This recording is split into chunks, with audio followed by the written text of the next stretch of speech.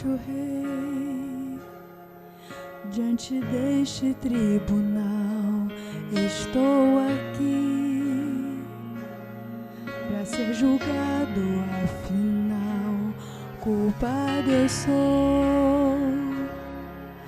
E já não posso apelar e nem fugir. Agora eu tenho que enfrentar. Ouço a sentença do juiz. Ele me olha e me diz: meu filho, não temas, o meu amor te basta. Eu já paguei o preço, te declaro sem culpa. Não posso crer, é impossível compreender um amor assim. Que condenado foi por mim e salvo eu fui quando ele se entregou. E ao olhar para a cruz eu começo a chorar. Ela era para mim. Eu penso então no que eu fiz, mas ele olha e me diz: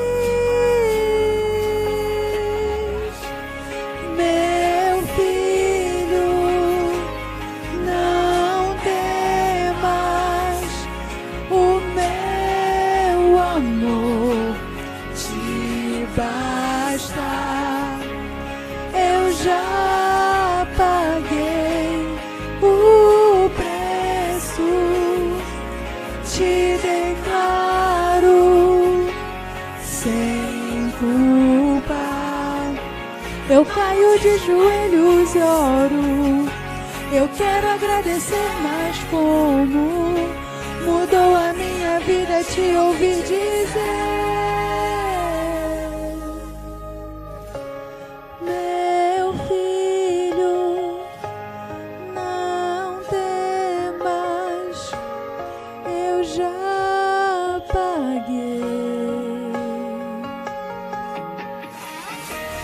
Meu filho, não temas, o meu amor te basta.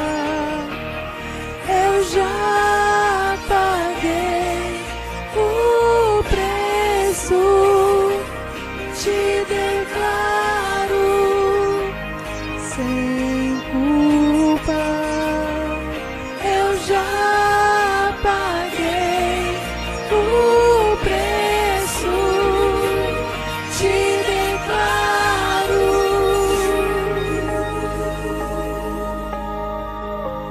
sem culpa.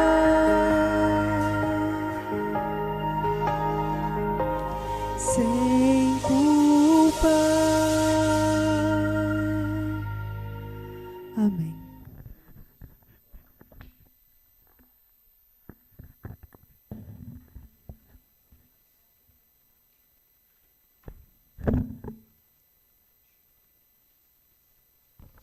Só pedir auxílio aqui do meu amigo.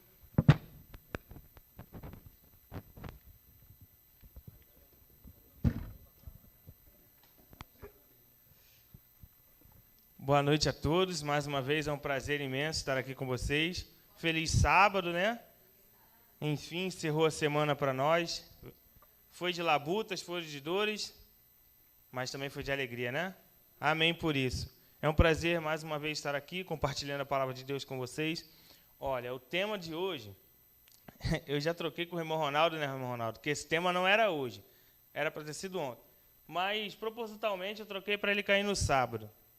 Nada melhor do que no sábado nós falarmos da volta de Jesus e das boas novas. Por que o sábado para falar desse tema? Nós julgamos que o sábado ele é o dia mais importante da semana. Toda a nossa semana gira em torno do sábado. Se não gira, deveria girar. Porque o seu sábado começa quando? No domingo, irmão. É isso aí, irmão Ronaldo. Porque muitos dizem que o sábado só começa ao horário do pôr do sol de sexta-feira.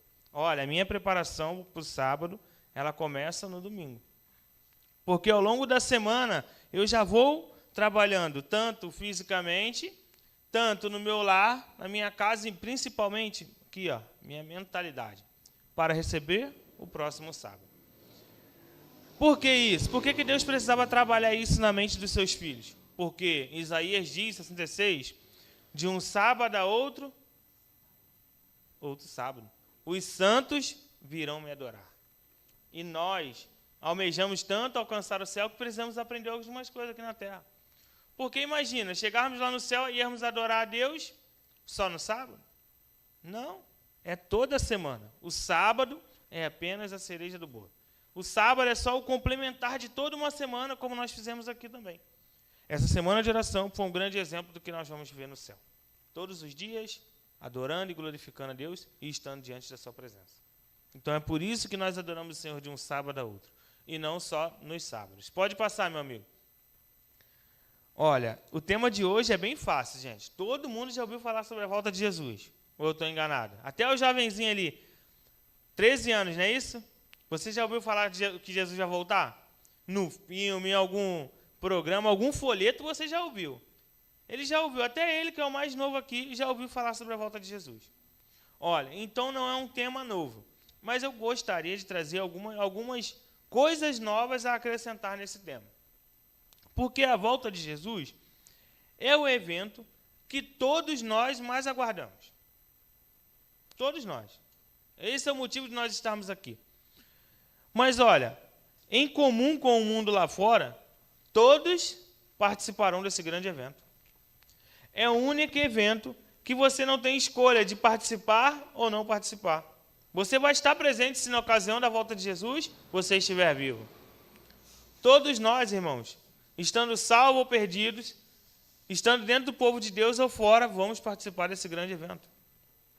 Então, esse evento é o mais importante que o mundo já presenciou.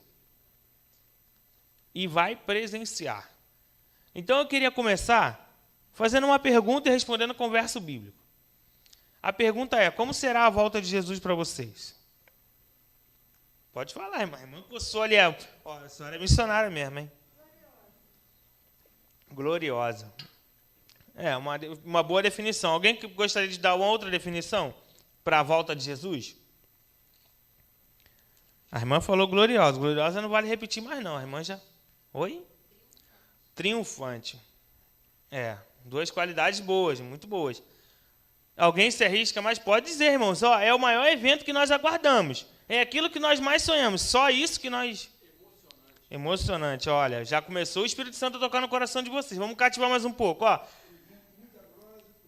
Isso, glória e poder. Vamos lá. Agora o pessoal está começando a participar. Olha, gente. Se é o evento mais importante que nós almejamos, é só isso? Olha. Salvação. A irmã chegou no ponto certo. Vida eterna. Muitos de nós falamos tudo isso, mas olha, irmãos, a vida eterna e a salvação nós já ganhamos antes da volta de Jesus. Muitos de nós dizem assim, nós vamos ganhar a salvação na volta de Jesus. Não, nós não vamos ganhar a salvação na volta de Jesus. Adão e Eva, os primeiros, ganharam a salvação na volta de Jesus? Todos que viveram anteriormente a Jesus ganharam a salvação antes da volta de Jesus? Olha, nós ganhamos a nossa salvação na concepção da mãe. Todos nós já nascemos salvos. Por que a Igreja Adventista do Sétimo Dia não batiza criança que não tenha consciência do certo e errado? Porque ela já está salva. O batismo é para a remissão dos pecados. Então nós já nascemos salvos, irmãos. Primeiro ponto que eu queria deixar claro com vocês. Olha, não estou dizendo que vocês estão errados no pensamento de vocês, não, tá? Vocês estão certos também. Só que a perspectiva nossa é que nós vamos ganhar algo na volta de Jesus. Nós não vamos ganhar algo referente à nossa salvação. Nós vamos ganhar uma outra parte que eu vou decretar em alguns detalhes aqui. Nós vamos ganhar um corpo diferente. Nós vamos ganhar uma mente diferente. Mas a salvação nós já ganhamos. Deus nos declarou na cruz do Calvário sem culpa. Como a Andressa belamente cantou, na cruz Jesus falou assim, olha, tudo que estava recaindo sobre vocês, eu peguei para mim. O fardo que era nosso, a morte, agora transformou-se em vida. Mas não eterna, como a irmã disse. Uma vida passageira ainda. Olha, mas eu queria trazer um contexto anterior, porque, como eu falei no início da semana, o primeiro dia que eu estive aqui no domingo, tudo que nós falamos na Bíblia, a história lá fora precisa comprovar. Mas como que os cristãos têm uma ciência, uma noção de que está próxima essa volta? Olha, a Bíblia fala algumas coisas e lá fora precisava comprovar algumas coisas que a Bíblia diz. Porque, como eu falei ao longo da semana, os leigos e os incrédulos não acreditam na Bíblia. Eles acreditam nos fatos históricos. Então, a gente vai comprovar historicamente. Eu queria que vocês abrissem Marcos 13. Ali tem os versículos, já tem as nuances ali. Marcos 13. Os versículos 24 a 27.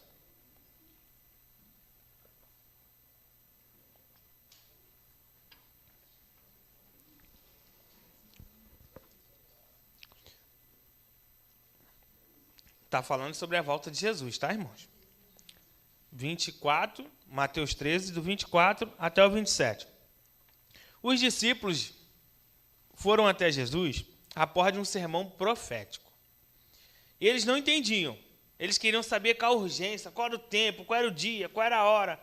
E Jesus foi direto ao ponto. Jesus falou assim, ó, mas naqueles dias, lá para frente, após a referida tribulação, o sol escurecerá.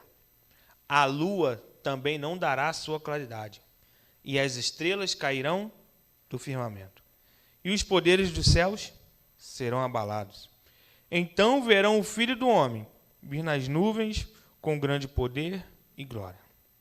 E ele reenviará os anjos e reunirá os escolhidos dos quatro ventos, de uma extremidade até a outra extremidade do céu. Vamos abordar por parte. Esse texto está me dizendo que antes da breve volta de Jesus, o mundo sofreria dois, no mínimo, eventos sobrenaturais. Eventos que não é cotidiano no nosso dia a dia. Porque o evento que está dizendo que o sol não escureceria. E a lua não daria sua claridade. Será que isso aconteceu? Aconteceu, irmãos. Olha, pode botar aí na tela para os irmãos acompanharem. Eu vou falando aqui, mas vocês vão acompanhando ali. E todo mundo tem acesso à internet, pode chegar em casa e pode pesquisar no Google. Ali o sol e a lua no escurecimento foi no ano de 1780. No ano de 1780, no norte dos Estados Unidos e no sul da Inglaterra, aconteceu esse grande evento, 19 de maio. Olha, as pessoas que estavam naquele momento relataram que não se enxergava um palmo à frente do nariz. Tudo estava do jeito que a Bíblia mandou que estaria. Tudo escuro, irmãos. Imagina um breu nesse mundo, onde ao meio-dia não conseguisse chegar um palmo à frente do nariz. Era a Bíblia sendo comprovada pela natureza. Aí o segundo ponto que nós lemos aqui, ó, as estrelas caíram do firmamento. As estrelas, você sabe que os meteoros, né? Então, 50 anos após, no ano de 1833, como vocês estão vendo ali, 13 de novembro, queda de meteoros. Não é essas quedas que aparecem hoje em dia, um meteoro, todo mundo... Irmãos, é queda mesmo. Em diversas partes do país, dos Estados Unidos e do sul da Inglaterra, e conforme toda a Europa foi sendo atingida, aconteceu esses grandes eventos. Queda de meteoro, queda das estrelas. Esses dois eventos foi um marco na história para comprovar que a breve volta de Jesus estava próxima. Breve. E olha, nós estamos falando há cerca de 200 anos atrás. Estamos correndo em direção a Cristo ou estamos fugindo de Cristo? Porque Cristo falou que quando acontecessem esses eventos, a breve volta dele estaria próxima. Olha, esse próximo tem demorado. Muitos falam que esse próximo tem demorado. Porque da época de Jesus já são 2000 anos. Desses eventos são 200. Alguma coisa está faltando para encaixar esses dois fios desencapados. E aí nós vamos mais uma vez na Bíblia. Pode passar, meu amigo. Aí nós vamos cair naquele contexto do arrebatamento. Quem já ouviu falar no arrebatamento? Todo mundo já ouviu. Mas existe, irmão, arrebatamento? Sim ou não?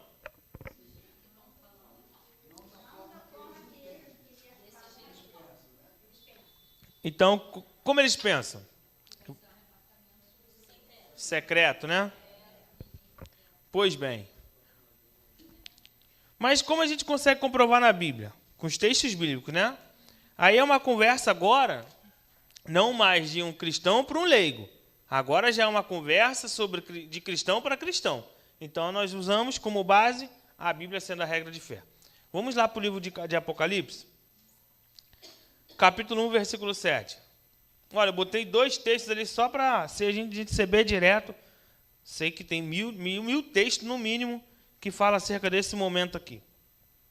Eis que vem com as nuvens, e todo olho o verá. Até quantos os ultrapassaram? Aqueles que já morreram. E todas as tribos da terra se lamentarão sobre ele. Certamente? Amém. Olha, se eu for pegar esse texto, ele por si só já nem precisa explicar, irmão. Se todo olho vai ver, não existe arrebatamento secreto. Mas, como eu explico o texto de Marcos, que diz assim, ó, eu nem coloquei ali para não dar uma, vamos dizer assim, né, um spoiler, né?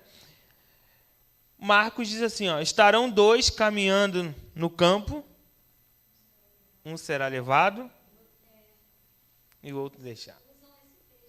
Irmã, usam esse texto. Olha, é uma conversa entre cristãos, irmãos. Você que está de casa também. É uma conversa. Então, o cristão do outro lado também vai usar o quê? A Bíblia. Nós usamos desse lado, não que é uma rivalidade, são uma apresentação de texto para um tema que nós estamos estudando. Mas o contexto do mundo que o mundo vive é esse, irmãos. É nós apresentando a Bíblia e os evangélicos também apresentando a Bíblia. E como se explica a Bíblia? Estudando com mais Bíblia. Ao ponto que não cria unidade de pensamento, a Bíblia vai ser a solução para aquela unidade. Porque quando existe um conflito dentro da Bíblia, a Bíblia mesmo responde. Aí eu queria que o próximo texto para vocês, 1 Tessalonicenses. E nós também vamos usar alguns exemplos históricos. 1 Tessalonicenses 4, 16, pode ser do 14 em diante.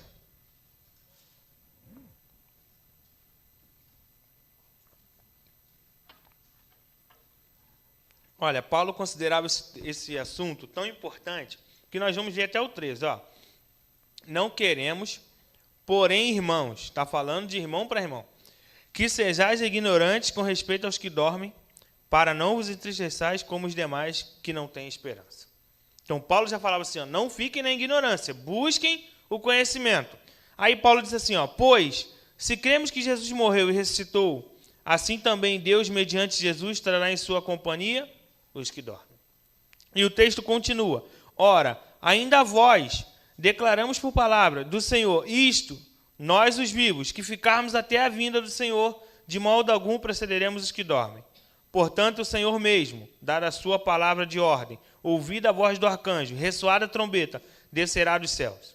E os mortos em Cristo ressuscitarão primeiros. Depois nós, os vivos, que ficarmos, seremos arrebatados juntamente com eles entre nuvens, para o encontro do Senhor nos ares. E assim estaremos para sempre com o Senhor.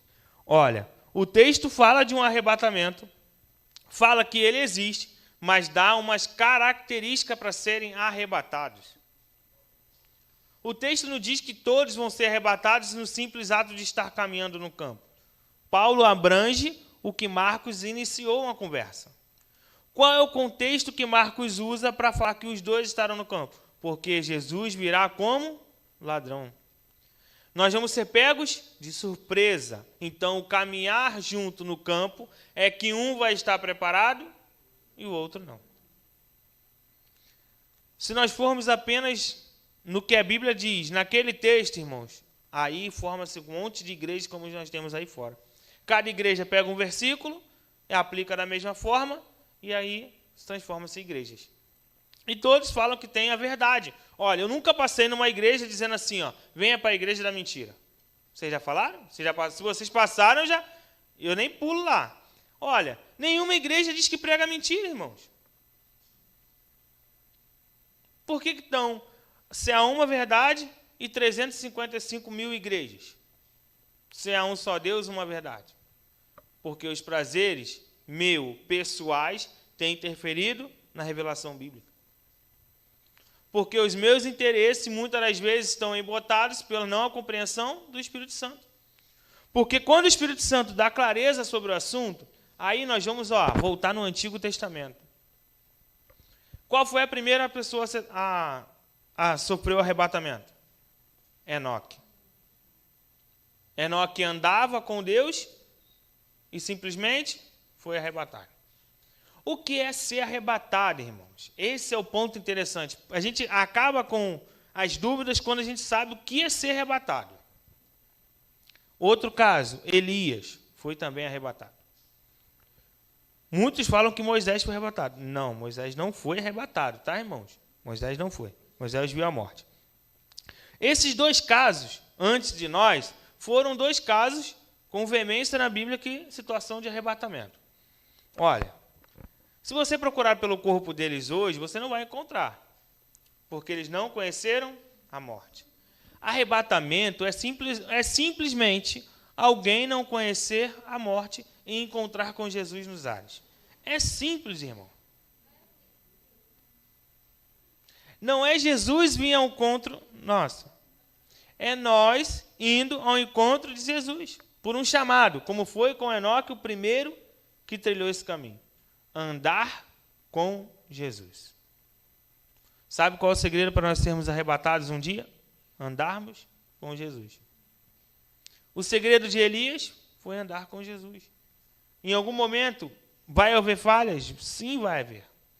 Mas olha, como eu disse, a perfeição no ambiente cristão não é dizer que a pessoa nunca pecou. É dizer que, num determinado momento, ela alcançou a plenitude de Deus. Porque a Bíblia mesmo diz que todos pecaram. Então, se fosse por isso, esses dois não mereciam ser transladados. Eles não mereciam essa dádiva, se fosse por meritocracia, se fosse por não pecar. Não é isso que Deus está ensinando. Deus está ensinando que, em determinado momento, nós precisamos alcançar um padrão que Ele mesmo determinou sobre os seus filhos. É simples. Andar com Deus não é simplesmente abdicar do nosso eu. Andar com Deus é fazer a vontade de Deus. Porque, olha, nas grandes multidões que nós vemos aí fora, muitos dizem que andam com Deus. E na grande multidão que seguia Jesus, também muitos andavam com Deus. Olha, mas Jesus não chama mais hoje a nós a andarmos com Ele apenas. Jesus chama para caminhar ao lado dele.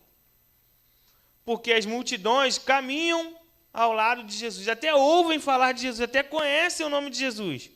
Mas, olha, não querem além disso. Só querem as dádivas do benefício de servir a Deus e de falar que conhece a Deus. Porque uma hora ou outra cai a bênção, né? Mas, olha, a misericórdia de Deus tem tempo determinado para acabar. E as bênçãos de Deus não têm tempo determinado para acabar. As bênçãos são inúmeras. E a eternidade vai ser uma bênção que nós vamos desfrutar sem limites. Só que quando eu olho para a Bíblia, eu vejo algumas características que a gente precisa entender como ponto-chave desse tema. Porque quando eu olho aqui, eu vejo esse texto, e vou comparar daqui a pouco com o Salmo. Quando eu olho esse texto, eu vejo assim, olha, pessoas que entendem um arrebatamento de forma ignorante ou de forma maldosa. Só há dois viés, se não queira da forma como nós cremos. Ignorância, porque está sendo ensinado dessa forma e ela, na sua sinceridade de coração, está crendo e exercendo. ou maldade que ela não crê que as pessoas devam ser salvas dessa maneira, como a Bíblia relata. Há dois viés, irmão. Mas olha, o ponto-chave aqui vai além. Deus falou no momento exato que isso aconteceria. Ele descendo sobre as nuvens dos céus.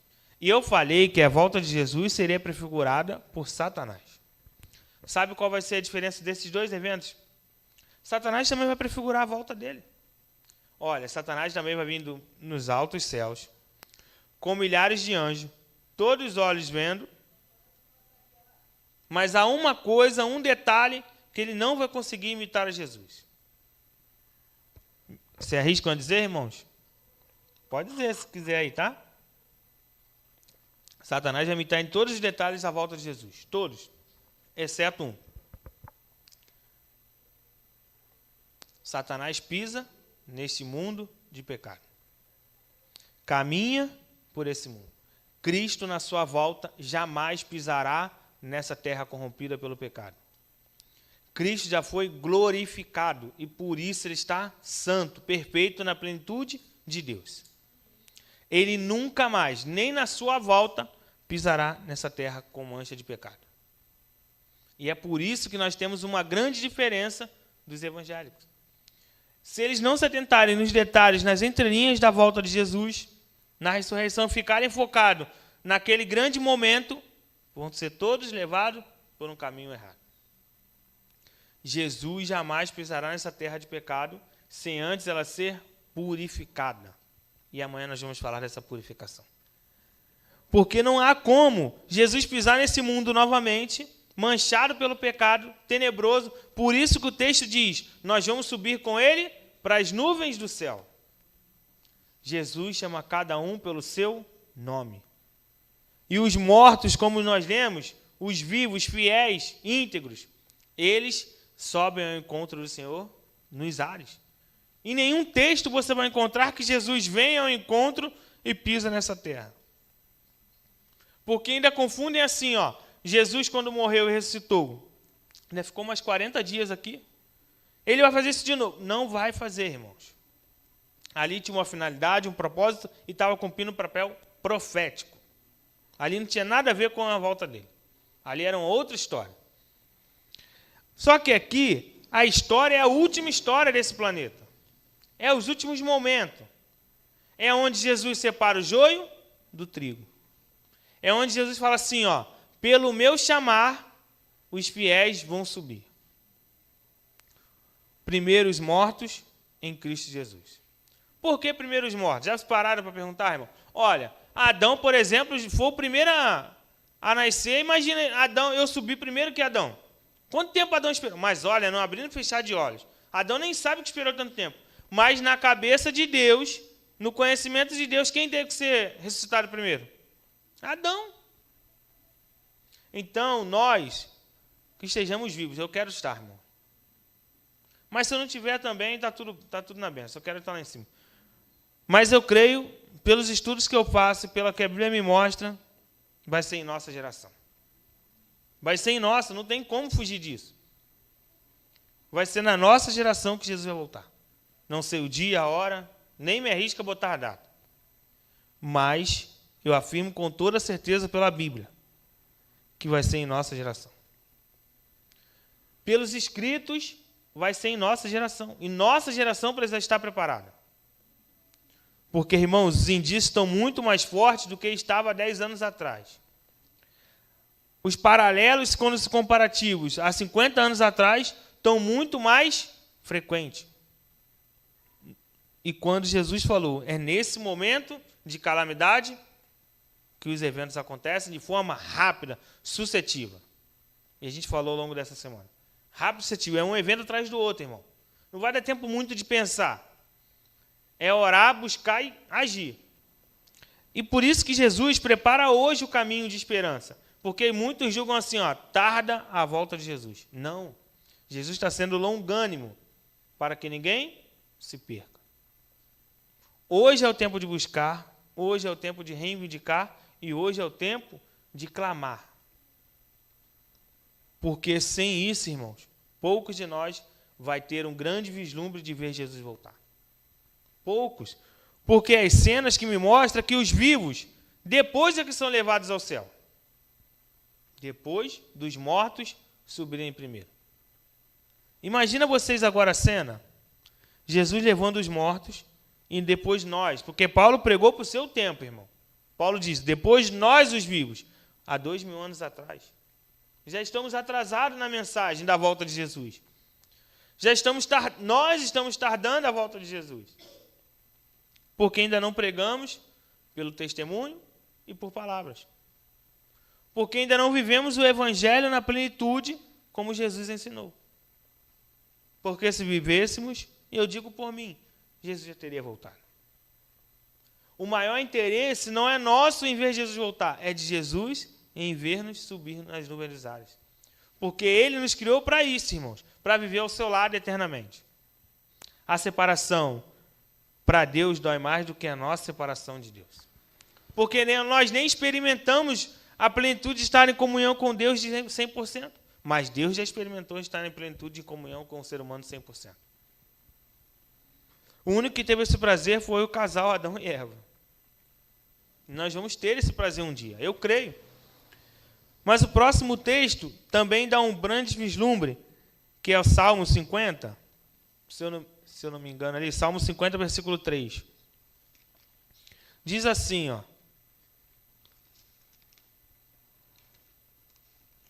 Nessa tradução que eu estou usando, eu gosto mais dessa, eu sei que cada um tem um gosto pessoal, né, irmão? Mas eu gosto mais dessa, que ela traz mais um pouco daquela linguagem antiga. Eu sei que é um pouco antiquada em algumas palavras, mas eu gosto mais porque mantém o original. Vem o nosso Deus e não guarda silêncio. Perante ele arde um fogo devorador e ao seu redor esbraveja. Grande tormenta. Para os ímpios, aqueles que não subiram, que não ouviram a voz de Deus, e aqueles que ficaram, esse grande dia será uma tormenta. Infelizmente. Porque para Deus, nesse grande dia, o mesmo grande dia, aos olhos dele, feliz por estar resgatando muito do seu povo, mas ao mesmo tempo será uma cena triste e dolorosa, porque muitos estão se perdendo. É um misto de sentimento que só Deus pode sentir como Criador. E eu nem quero tentar interpretar a mente de Deus, mas eu sei que é um misto de sentimento por um Deus que quer salvar, mas por ocasião das nossas escolhas, ele vai precisar devorar. Mas olha, irmãos, devorar por que esse mundo e essas pessoas? Devorar porque o pecado nunca mais poderá existir novamente. Porque senão as promessas que ele disse no livro do Apocalipse, que o pecado, a dor, o pranto, a morte, nunca mais seria levantado no céu, seria uma promessa mentirosa. Imagina Deus levar alguém que não quer estar no céu, alguém que nem lutou, alguém que nem abdicou, alguém que nem sequer demonstrou interesse em estar lá. Se não demonstrou aqui que tinha outras ocupações, imagina no céu. Para essa pessoa será dolorido o céu. Porque ela não amou Jesus. E não vai ser no céu que ela vai amar. Ela não abdicou do seu interesse para buscar a presença de Deus e não reconheceu Deus como Senhor e Salvador da sua vida. Então o céu vai ser chato. O céu não vai ter prazer para essa pessoa, porque os olhos dela, quando estiveram em terra, não contemplou a beleza da santidade de Deus. Provérbios 23, 26 diz o seguinte: Filho meu, dá-me o teu coração para que os teus olhos se alegrem no meu caminho. Como os nossos olhos vão se alegrar no caminho de Deus, se não entregamos o nosso coração aqui? Como os nossos olhos vão se alegrar lá no céu, se não entregamos o nosso coração a Ele? É incompatibilidade, irmão. De gênero, classe, cor, etnia, de tudo. Porque Deus ama, mas Deus respeita. E, infelizmente, nós temos que aprender a orar e falar assim: Senhor, muitas das vezes, nem respeite o meu livre-arbítrio, porque no meu mau livre-arbítrio eu uso de forma inadequada. Se pudesse fazer essa oração, eu faria, irmão. Mas não posso, porque seria transgredir os princípios da lei de Deus. Mas muitas das vezes eu penso: Senhor, transgride meu livre-arbítrio, porque eu sei que eu vou escolher o errado em algum momento, mas eu não quero. Mas, Senhor, me ajuda, porque em algum determinado momento eu vou ver todo esse cenário diante da minha vida. E olha, irmãos, todos nós vamos ver em que lado vamos estar. Em que lado da história, em que lado da contemplação, da grande evento que nós vamos prestes a ver, vamos presenciar. Pode passar o próximo slide. Há outro texto que eu queria abrir com vocês, também está no livro de Jeremias. Mas antes, eu vou ler algumas partes interessantes do sermão, para que vocês fiquem memorizados. Olha, primeiro, os mortos fiéis, eles são ressuscitados. Segundo, eles terão seus corpos transformados. O que é ser um corpo transformado? Olha, aqui, ó, cheio de defeitos, cheio de imperfeição, machucado, danificado. Uma pessoa que tem uma deficiência física, uma pessoa que tem uma deficiência de qualquer gênero, ela será transformada, será habilitada a ser perfeita. Isso é ter um corpo transformado. E isso só acontece na volta de Jesus. Os vivos fiéis serão transformados. Primeiro os mortos, depois os vivos. Passarão pela transladação. Aí, olha, esse corpo que é corruptível se revestirá de incorruptibilidade. A nossa mente é transformada. O nosso ser é transformado. O nosso coração. Porque é dele que procede todo desígnio do mal. E por último, a morte dos ímpios. Por que a morte dos ímpios acontece em um determinado momento na volta de Jesus? Porque as pragas, como eu falei ontem, ela é de forma localizada nesse planeta. Ela não é o fim na proporção de morte. Ela é o fim na seção de oportunidade. Mas na seção de morte, a volta de Jesus é que dá fim a todos os seres ímpios desse mundo. Quer comprovar comigo? Vamos lá na Bíblia, no livro do Apocalipse. Antes de nós abrirmos em Jeremias, vamos abrir em Apocalipse. Apocalipse, capítulo 6. Do 15, 16 e 17.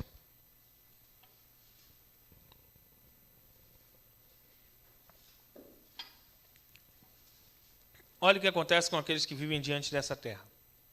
Os reis da terra, os grandes, os comandantes, os ricos, os poderosos, todo escravo, todo livre, eles acontecem o quê? Se esconderão nas cavernas e nos penhascos dos montes. E olha o que eles vão dizer, irmão.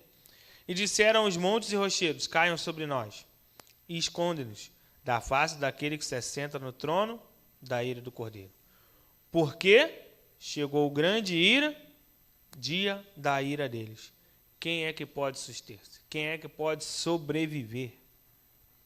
Só pode sobreviver nós, os fiéis. A grande dia da ira de Deus era para Satanás e seus anjos, como eu falei ontem. Não era para nós, seres humanos. O grande enxofre, lago que Deus preparou é para Satanás. Não é para nós, irmãos. Então coloque na sua mente que a volta de Jesus é algo que todo mundo vê, todo mundo sabe, mas nem todo mundo busca querer aprender. Se você está aqui nessa noite é porque o Espírito Santo tocou no fundo do seu coração. E se ele toca, ainda há oportunidade aberta para você se encontrar com Jesus nos ares. E olha, os seus olhos vão brilhar e arder. O seu coração vai transbordar de alegria. Porque foi tudo isso, olha, eu tenho 8 anos de adventismo, mas eu creio que tem pessoas que têm 70 anos e vivem uma eternidade na igreja, buscando a presença. Imagina essas pessoas contemplando a Jesus voltando em sua geração. Que grande evento vai acontecer. Essas pessoas vão contemplar aquilo que elas sonharam a sua vida toda, irmãos. Olha, eu não posso olhar para essas pessoas e dizer assim, olha, quem é que pode suster-se? Olha, Deus cuida dos idosos, Deus cuida das crianças, Deus cuida de todas as faixas etárias. Porque Ele sabe que no momento certo, Ele volta. E a gente chama isso de plenitude dos tempos. Deus logo, logo sairá das nuvens dos céus, lá da constelação de Órion. Como um pontinho lá no final do céu, como o tamanho de uma mão, vindo em nossa direção. E olha, como estavam a ser os seus olhos nesse momento? Brilhoso clamando e agradecendo porque o mestre logo volta, ou clamando para os rochedos caírem sobre suas cabeças. A escolha é nossa, individual, irmãos. A condenação é para aqueles que não aceitam, mas para aqueles que aceitam, Jesus, de braços abertos, morreu na cruz para recebê-los. Então saia hoje com a certeza de que Jesus quer recebê-lo nas nuvens do céu. E olha, ele montou uma grande festa para nos receber.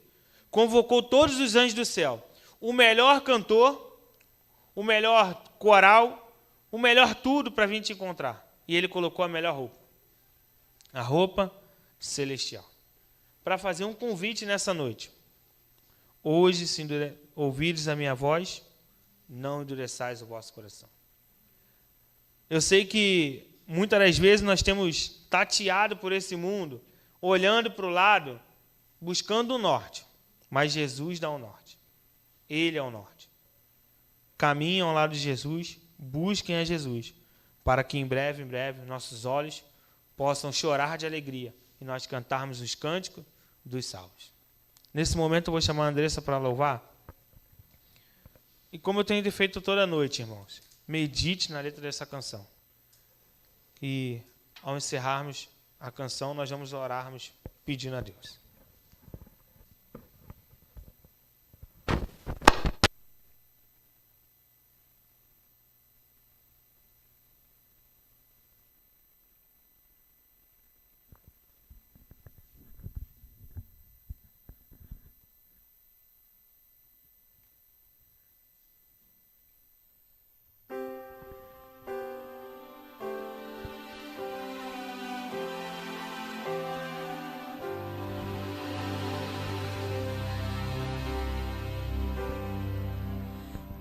Existe um céu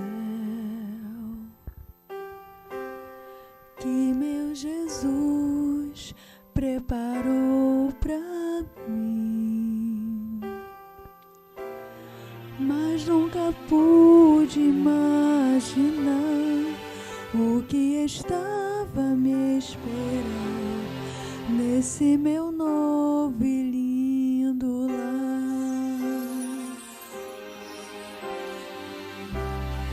Belos jardins, lagos de cristal, lindas mansões, vida eterna, flores que nunca murcharão, não há mais sombra do mal, um novo céu, um novo lar.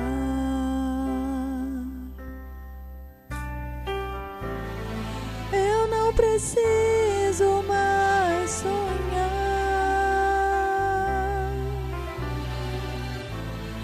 posso abraçar o meu Jesus,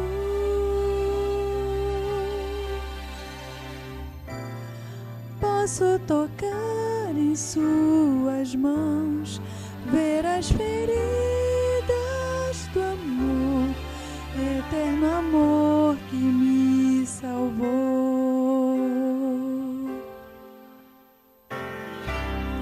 Quanta emoção quando eu encontrei amigos, irmãos, por quem sempre orei.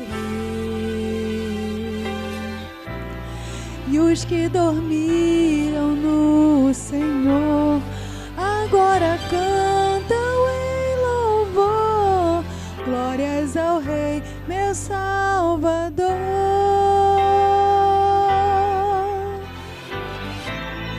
Eu não preciso mais sonhar,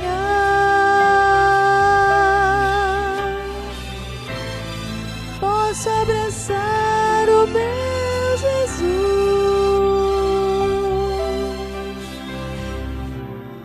posso tocar em suas mãos, ver as feridas do amor, eterno amor que me salvou.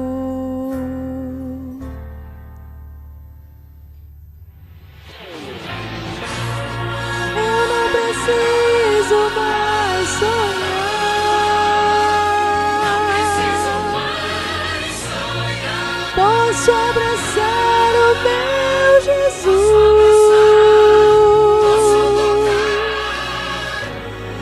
Posso tocar em suas mãos, ver as feridas do amor, eterno amor que me salvou.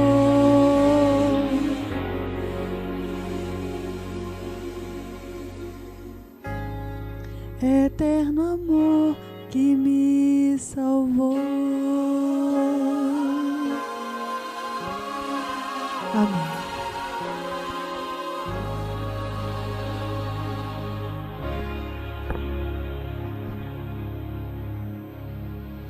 Som. Vocês não precisam mais sonhar. Nós não precisamos mais sonhar.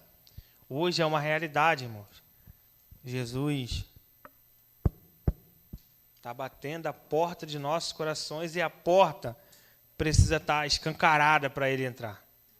Precisa nem estar aberta a meia porta como nós estamos aqui na igreja. É escancarada para que Deus habite, irmãos. E onde Deus habita, há luz, paz, conforto, alegria. E em breve, vamos morar num novo lar. Foi isso que Ele prometeu, habitarmos com Ele nos céus, irmãos. Não deixe que nada atrapalhe na sua comunhão. Não deixe que nada te afaste dessa grande promessa que Jesus nos fez. Porque se Ele prometeu, Ele é fiel para cumprir. Eu sei que todo mundo já ouviu essas palavras, irmãos. Mas essas palavras só têm utilidade se a gente aceita de bom grado. Essas palavras não precisam ser repetidas em todos os momentos da nossa vida. Ela só precisa ser aceita em todos os detalhes da nossa vida, irmãos. Porque nem sempre vai ter alguém pregando para você, nem sempre vai ter alguém falando para você. Mas olha, o Espírito Santo fala todo momento com você. Então, se Ele fala, é porque ainda há pequenas partes do nosso ser que aceita de bom grado. E Deus quer trabalhar nessas pequenas para multiplicar e transformar em umas grandes bênçãos nas nossas vidas. Olha, eu não quero ir para o céu sozinho. Eu quero que todos nós vamos juntos. É isso que Jesus determinou. Venham todos, porque eu sei que vocês estão cansados, sobrecarregados. Mas Ele prometeu uma coisa: venham, porque eu os aliviarei. Se é isso que nós desejamos nessa noite, eu queria te convidar a ficar de pé nesse momento. Porque eu sei que está pesado, irmãos, viver nesse mundo. Eu sei que está fadonho. Eu sei que está cansativo. E muitas das vezes desesperançoso. Eu já sofri muito desses males. Eu já estive no fundo do poço, irmãos. Eu não me alegro em falar isso. Eu já estive tão longe de Deus que eu digo que eu nem falava mais em Deus na minha casa. Não falava. Eu olhava para Deus como se fosse algo místico, algo que não era para mim, algo que nem existia, algo que não era verdade, apenas histórias. Mas, ao permitir que quando Deus batesse na minha porta do coração, eu olhasse com os olhos espirituais, Deus me tirou do lamaçal. E hoje, irmãos, pela graça de Deus e a misericórdia, estou aqui falando do amor de Jesus. Não há impossível para Deus. Não há ninguém que esteja tão ruim que Deus não possa salvar, irmãos. E esse não é o quadro de vocês hoje. Por mais que estejamos imperfeitos, pecados, não é o quadro de vocês hoje. Vocês ainda estão com as luzes piscando porque o Espírito Santo habita. Porque senão vocês não estavam aqui. Mas eu digo como alguém que nem a luz piscava, que olhava para o final do túnel e não via nada, irmãos, apenas trevas, escuridão, desolação. E por muitas das vezes o inimigo colocava aquelas ciladas e eu caía facilmente, porque eram minhas escolhas. Mas quando eu olho para a bondade de Deus recaindo sobre a minha vida, eu digo, eu sempre fui um amado de Deus. Eu sempre fui salvo. A salvação eu deixei para que ignorância minha, desejos meus, eu fui perdendo. Mas hoje, pelos méritos de Cristo Jesus, todos nós temos garantia novamente. Se nesse momento você quer confirmar a garantia com Deus, feche seus olhos. Porque Não há ninguém tão longe que não possa ser alcançado. Oremos. Querido Deus, grandioso e eterno Pai, muito obrigado, Senhor, porque em mais uma noite de sábado, diante da Tua presença, sabemos que o Seu Deus é um Deus santo, ó Pai. E nós, imperfeitos que somos, mas o Teu Filho nos purifica com Seu sangue, Senhor. Ele nos lava com Suas vestes e me dá umas vestes novas. Aquele trapo de imundícia que nós éramos antes, hoje, Pai, estamos sendo modelados conforme o Teu caráter. Nos ajude nesse processo, Pai, doloroso, difícil, dificultoso, mas gratificante ao final da história. Quando o Senhor Jesus já pintar nas nuvens dos ares, ó Pai, vindo com seu exército de anjos, tocando a melhor música que nós podemos ouvir. Alegremente olharemos para o céu e cantaremos o cântico dos salvos, Senhor. Porque esse é o nosso desejo, que o Senhor implementou em nossos corações. Então, nesse momento, eu peço para o Senhor cultive, Pai. Regue em nosso coração o desejo de servir. Abre mão de tudo aquilo que o mundo nos oferece. E olharmos somente para a cruz. Porque é de lá quem vem nosso socorro. Nos ajude, ó Pai, no decorrer da nossa caminhada. Perdoe nossas muitas faltas que temos cometido contra Ti. Não ajude somente a nós que estamos aqui hoje na Tua igreja. Ajude também os de casa, ó Pai. Em especial, a nossa visitante Alexandra. Toque no seu coração, Pai. Ou no mais profundo, onde palavras humanas nenhuma pode alcançar. Mas o Teu Espírito pode habitar ali. O Senhor sabe o que ela passa, Pai. O que a sua família passa. Então, por favor, Senhor, te clamo por auxílio, não só por nossas vidas, mas pela dela também. Te entregamos todos diante do Teu altar, Senhor. E desde já agradecidos pelos méritos de Cristo Jesus. Todos te oramos e te agradecemos. Em nome de Jesus. Amém, Senhor.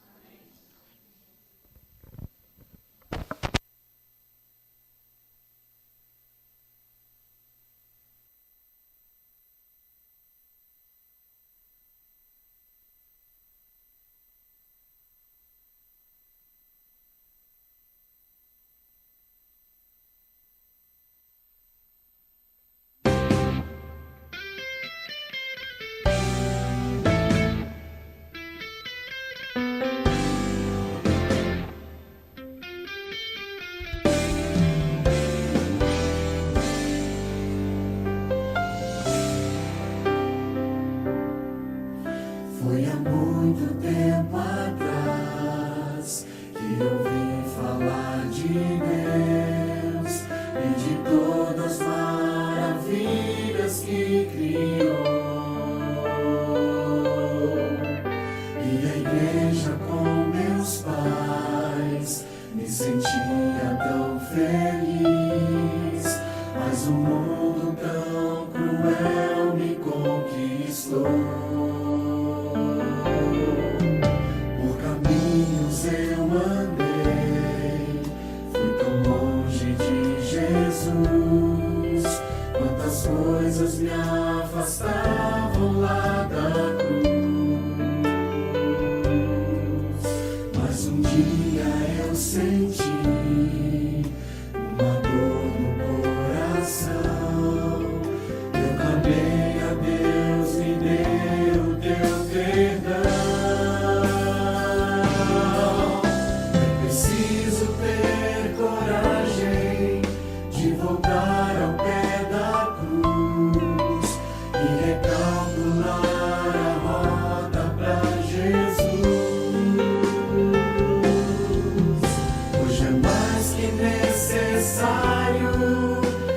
Sono despertar, pois para sempre com Jesus eu quero estar.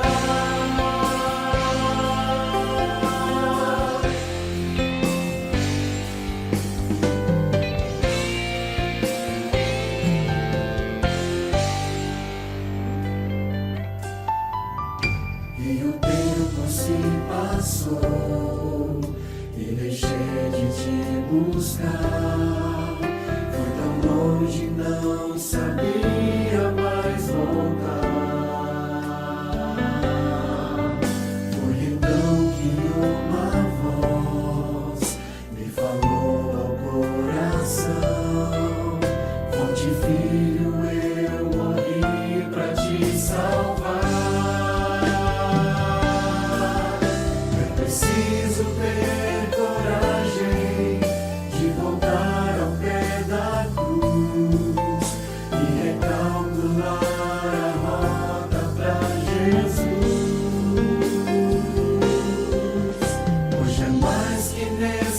necessário deste sono despertar, pois para sempre com Jesus eu quero